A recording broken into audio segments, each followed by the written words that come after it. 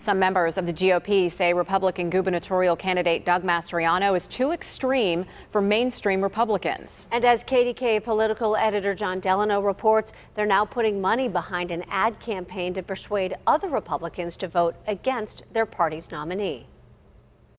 It's called the Republican Accountability Project, based in Washington, D.C., but it's organizing in states like Pennsylvania with competitive elections featuring Republican candidates the project views as extremist. The Republican Party used to be the party of small government, personal responsibility.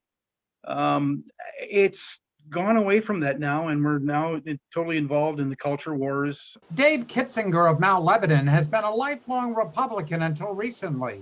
He's now part of the Republican Accountability Project. The Republican Accountability Project wants to have Republican leaders that support democracy, support the Constitution. They're not out touting the big lie. The election wasn't stolen. Joe Biden was legitimately elected. For Kitzinger and some other Republicans, Doug Mastriano's involvement on January 6th disqualifies him for governor, and they go after him in a TV ad. Doug Mastriano is one of the scariest politicians I have seen. He took busloads of people to January 6th. He was there himself. I cannot think of anything less constitutional than trying to overturn a free and fair election.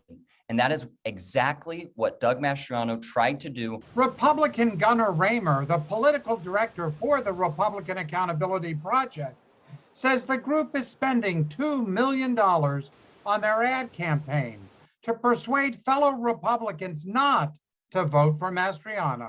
It is definitely a vote against Doug Mastriano. While some have gone out of their way to explain they're going to be voting for Josh Shapiro, some have not, and that's okay. It is a win as long as people are not voting for Doug Mastriano to be the next governor of Pennsylvania. I've reached out to the Mastriano campaign and state Republican officials for comment.